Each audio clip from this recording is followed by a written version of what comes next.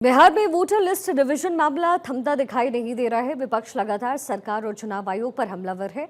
आज राजधानी पटना में महागठबंधन ने प्रेस कॉन्फ्रेंस की और इस दौरान पूर्व उप मुख्यमंत्री तेजस्वी यादव ने मतदाता पहचान पत्र सत्यापन में व्यापक अनियमितताओं का आरोप लगाया।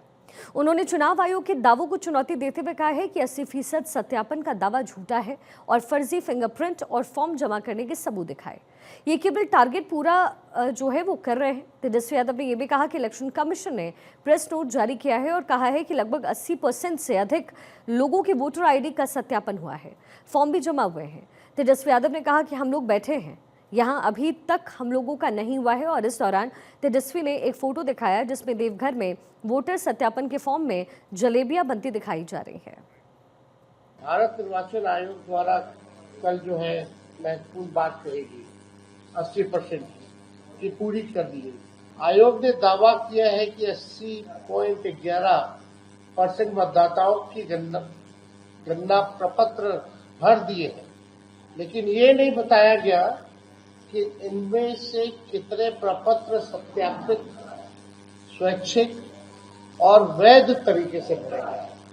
आयोग का 80% मतदाताओं द्वारा गणना प्रपत्र भरने का दावा जमीनी हकीकत से पूरी तरीके से विपरीत है। प्रेस रिलीज में कहा गया है कि दस्तावेज बाद में भी दिए जा सकते हैं। ये बड़ा सवाल है कि अभी तक आपने जो है आदेश ही नहीं निकाला है और आप प्रेस रिलीज में कुछ कह रहे हैं।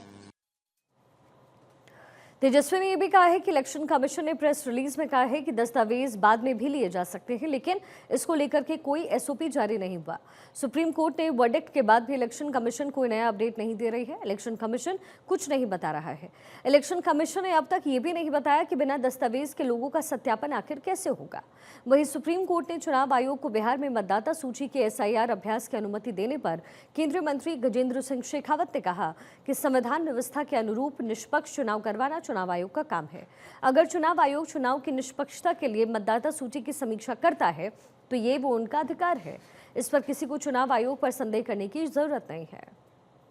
संविधान प्रदत्त व्यवस्था के अनुरूप चुनाव करवाना, निष्पक्ष करवाना, निर्विवाद रूप से करवाना, ये चुनाव आयोग का प्रोरोगेटिव है, उनका अधिकार है, उनका दायित्व भी है। चुनाव आयोग अगर चुनाव की निष्पक्षता के सापेक्ष यदि वोटर लिस्ट का रिव्यू करता है, वो उनके अधिकार क्षेत्र का विषय है।